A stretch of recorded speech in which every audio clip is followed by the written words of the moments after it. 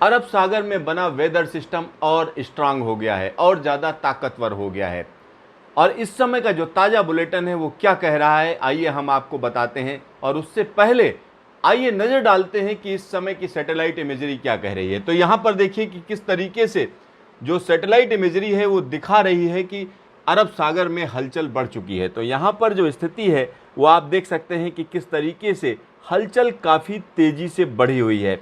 और आज की बात करते हैं तो आज निश्चित तौर पर कहा जा सकता है केरल के तमाम तटीय इलाकों में मानसून की बारिश का सिलसिला शुरू हो गया है और मौसम विभाग ने वहां पर मानसून आने की घोषणा भी कर दी है। और यहां पर जिस तरीके के बादल दिखाई दे रहे हैं वो निश्चित तौर पर कह रहे हैं कि पूरे के पूरे पेनिसुलर इंडिया में यानी दक्षिण भारत के तमाम इलाकों में बादलों का जमावड़ा है। लेकिन जो वेदर सिस्टम बन रहा है जिससे खतरा है वो इस जगह पर बन रहा है और ये काफ़ी तेज़ी से स्ट्रांग होता चला जा रहा है। तो इस समय की अगर हम बात करते हैं इस समय की क्या स्थिति है, आइए हम नज़र डालते हैं कि मौसम विभाग क्या कह रहा है। मौसम विभाग का जो ताज़ा बुलेटिन है वो ये कह रहा है कि ये जो वेदर सिस्टम है वो डिप्रेशन बन चुका है। यानी इस समय की जो स्थिति है वो डिप्रेशन कहा जा सकता है। डिप्रेशन एक तरीके से ऐसा कहा जाता है जब किसी भी जगह, ऐसे समझिए, जब किसी जगह का तापमान ज़्यादा होता है, जब तापमान ज़्यादा होता है तो हवा ऊपर उठती है। हवा ऊपर उठेगी तो इससे क्या होगा कि वहाँ पर वायुदाब कम हो जाएगा। वायुदाब जब कम होता है तो आसपास की जो हवा है यानी दूसरे क्षेत्र की हवा बड़ी तेज़ी से उस तरफ दौड़ती है और इससे एक सर्कुलेशन बन जाता है। यानी हवा नीचे से ऊपर उठती है और आसपास की हवा भी उस तरफ उस जगह को लेने के लिए दौड़ती है। तो इससे कम दबाव का क्षेत्र बनता है। जब ये ज़्यादा सघन हो जाता है, ज़्यादा मजबूत हो जाता है, जब ये एक्टिविटी और ज़्यादा तेज होती है तो हम कह सकते हैं डिप्रेशन बन जाता है। और इस समय की स्थिति की बात करें तो डिप्रेशन बन चुका है और ये 9 किलोमीटर प्रति घंटे की रफ्तार से बढ़ रहा है। और इसके अलावा एक और बड़ी खास बात है कि अगर हम इस तूफान के साइक्लोन में तब्दील होने की प्रोबेबिलिटी की बात करें तो मौसम विभाग कह रहा है कि निश्चित तौर पर यह साइक्लोन बनेगा। और ये साइक्लोन अलर्ट जारी कर दिया गया है, कहाँ के लिए? नॉर्थ महाराष्ट्र और साउथ गुजरात के लिए। और येलो मैसेज है, मतलब अलर्ट रहिए, तैयार रहिए। ऐसा नहीं है कि आप इस चेतावनी को हल्के में ले लें। तो यहाँ पर साफ साफ कहा गया है कि ईस्ट सेंट्रल अरेबियन सी में जो सिस्टम बना हुआ है वो साइक्लोनिक स्टॉर्म बन जाएगा। यानी अगले 24 घंटे में ये साइक्लोन बन जाएगा। साथ ही साथ it is very likely to move nearly northward initially till 2 June noon. यानी कल दोपहर तक ये नॉर्थवर्ड चलेगा, यानी उत्तर दिशा की तरफ चलेगा। उसके बाद रिकर्व होगा, यानी ये फिर मुड़ेगा north eastward and cross north Maharashtra and south Gujarat coast between Harihareshwar, Raigad में ये जगह पड़ती है, हरिहरेश्वर, वहाँ और दमन के बीच में दोपहर को, यानी 3 जून की दोपहर को ये क्रॉस करेगा। यानी 3 जून की दोपहर तमाम इलाकों के लिए, जिसमें हम कह सकते हैं महाराष्ट्र के तमाम इलाके हैं जहां पर झमाझम बारिश होगी। तो चलिए अब हम स्पीड की बात कर लेते हैं कि किस तरीके की स्थिति है। तो इस समय की अगर हम बात करें थोड़ी देर पहले की, तो यहाँ पर जो हवाओं की रफ्तार थी इस सिस्टम के अंदर वो 45 से 55 किलोमीटर प्रति घंटे की थी और गस्टिंग 65 किलोमीटर की थी और ये धीरे धीरे बढ़ती चली जाएगी। यहाँ पर एक और चीज़ आप देख सकते हैं कि किस तरीके से ये रफ्तार बढ़ेगी। यानी 2 तारीख को ये कहा जा रहा है कि सुबह सुबह ये 65 किलोमीटर की स्पीड हो जाएगी और उसके बाद 11:30 बजे की बात अगर हम करें 2 तारीख को तो 70 से 80 किलोमीटर हो जाएगी। यानी ये साइक्लोन बन जाएगा। कल दोपहर तक ये साइक्लोन बन जाएगा। जब ये साइक्लोन बनेगा तब इसका नाम हम कह सकते हैं पहले से रखा जा चुका है, तब इसका नाम निसर्ग होगा। निसर्ग नाम जो है बांग्लादेश ने रखा है। निसर्ग का मतलब होता है त्याग, छोड़ना। तो निसर्ग साइक्लोन कहीं ना कहीं हम कह सकते हैं कल दोपहर तक बन जाएगा और उसके बाद ये और ज़्यादा ताकत ग्रहण करेगा। यहाँ पर जो इंडिकेशन है उसमें कहा जा रहा है ये सीवियर साइक्लोनिक स्टॉर्म बनेगा और 3 तारीख को दोपहर तक के बाद ये कोस्ट को पार करेगा, यानी कोस्टल एरिया पर लैंडफॉल करेगा। लैंडफॉल कहाँ पर होगा? सबसे बड़ी चिंता की बात यही है कि लैंडफॉल की जब हम बात करते हैं तो निश्चित तौर पर मौसम विभाग ने एक बहुत बड़ा एरिया ले लिया है। एक तरफ वो कह रहे हैं कि रायगढ़ से लेकर दमन के बीच में कहीं ये हम कह सकते हैं लैंडफॉल करेगा। लेकिन चलिए हम आपको दिखाते हैं ये कहाँ पर लैंडफॉल कर सकता है। तो यहाँ आप देखिए कि किस तरीके की स्थिति बनेगी। उसके लिए इस समय की बात करें तो इस समय यहाँ जो एक्टिविटी चल रही है उसको सीधा सीधा दिखाया गया है कि डिप्रेशन बन चुका है, और जो इलाका आप देख रहे हैं व्हाइट कलर का है वहाँ सबसे ज़्यादा एक्टिविटी है। और इसके आगे की अगर हम बात करें कि किस तरीके से ये सिस्टम आगे बढ़ेगा, तो निश्चित तौर पर देखिए, ये 3 तारीख की दोपहर को ये बिल्कुल मुंबई की तरफ जा रहा है। ये साफ साफ दिख रहा है यहाँ पर कि मुंबई की तरफ जा रहा है, क्योंकि ये जो जिस जगह से होकर गुजर रहा है उसमें निश्चित तौर पर कहा जा सकता है मुंबई की तरफ जा रहा है। अभी तक की अगर हम बात करते हैं तो निश्चित तौर पर मौसम विभाग, ये एक तरीके से जो मैप है, मैप मौसम विभाग के यही कह रहे हैं कि जो इंडिकेशन है वो यही है कि ये तूफान, ये साइक्लोन जब बनेगा उसके बाद, यानी साइक्लोन निसर्ग कहीं ना कहीं मुंबई की तरफ रुख कर रहा है।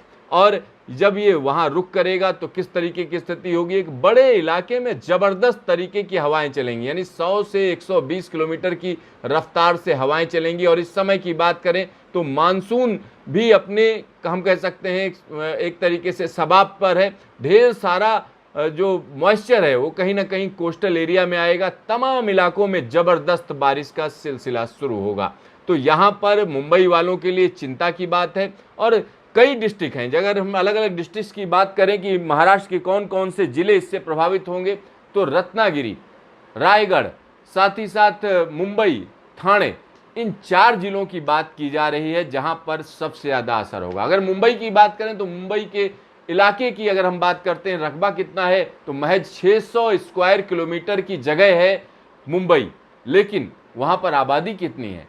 2011 के सेंसस की अगर हम बात करेंगे तो 1,84,00,000 लोग तब वहां पर रहते थे, यानी इस समय की अगर हम बात करेंगे तो निश्चित तौर पर आबादी 2 करोड़ के पार जा चुकी है। यानी 2 करोड़ आदमी उस छोटी सी जगह पर रह रहा है जिसको भारत की बिजनेस कैपिटल कह रहे हैं। और वहां पर ये साइक्लोन बड़ी तेजी से, हम कह सकते हैं जब साइक्लोन बनेगा तो बड़ी तेजी से मुंबई की तरफ जाएगा। और मुंबई में ऐसा हम कह सकते हैं, इससे पहले की अगर हम बात करें तो 2009 में हुआ था जब एक साइक्लोन उसके पास से गुजरा था।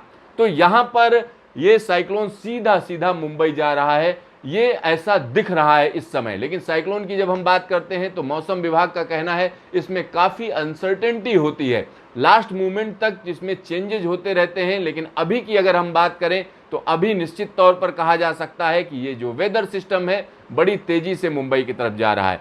अब मुंबई के लिए चिंता क्यों है? मुंबई के लिए चिंता इसलिए है क्योंकि जिस टाइम पर ये वहाँ जा रहा है उस समय हाई टाइड है, यानी समंदर में एक तरीके से ज्वार है, समंदर अपने आप ऊपर उठा हुआ है। ऊपर से क्या होगा कि ढेर सारी हवा बड़ी स्पीड में आएगी, ज़बरदस्त तरीके से हम कह सकते हैं बारिश होगी, और वो हवा क्या करेगी, समंदर को और उठा देगी। यानी जो हाई टाइड है उसके ऊपर समंदर और चढ़ जाएगा, मतलब जो निचले इलाके हैं वहां पर दिक्कत होगी। तो निश्चित तौर पर हम कह सकते हैं महाराष्ट्र सरकार को पूरी तैयारी करनी पड़ेगी, क्योंकि ये तूफान अब महाराष्ट्र की तरफ बढ़ रहा है, खास तौर पर मुंबई की तरफ बढ़ रहा है। चलिए हम आपको यहाँ पर एक और चीज़ दिखाना चाह रहे हैं कि किस तरीके की स्थिति है। अगर हम मौसम विभाग की बात करें तो मौसम विभाग कह रहा है कि ये जो जगह है हरिहरेश्वर, चलिए हम हरिहरेश्वर दिखा देते हैं कि कहाँ पर हरिहरेश्वर है। तो ये हरिहरेश्वर है, ये रायगढ़ में है।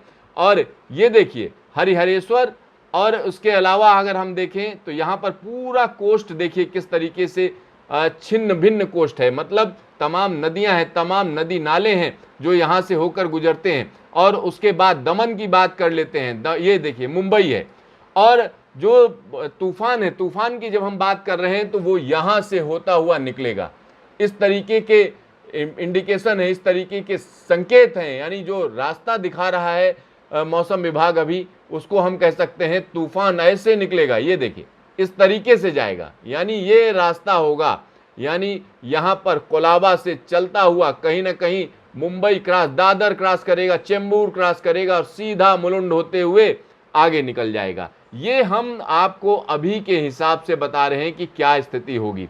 और दमन की बात करें तो दमन यहाँ से दूर है, ये देखिए ये दमन है। और तो यहाँ पर दमन और हरिहरेश्वर के बीच में बात कही जा रही है, और बीच में हम कह सकते हैं निश्चित तौर पर मुंबई पड़ता है। और मुंबई के लिए ये चिंता की बात है, क्योंकि इस तरीके का तूफान जब यहाँ पर आएगा तो यहाँ आप देख सकते हैं कि किस तरीके से यहाँ एक और चीज है, जो ये तूफान है ये मीठी नदी के किनारे किनारे चलेगा तो कहीं ना कहीं मीठी नदी में पानी ऊपर चढ़ जाएगा। तमाम निचले इलाके हैं, ये देखिए किस तरीके से निचले इलाके हैं जिनमें पानी अंदर घुस जाएगा, ये देखिए। तो इन सारे इलाकों के लिए चिंता की बात है और कहीं ना कहीं मुंबई के लिए सरकार को तैयार होना पड़ेगा, क्योंकि इस समय की अगर स्थिति कहें तो मुंबई इस समय कोरोना वायरस संक्रमण की बड़ी मार झेल रहा है।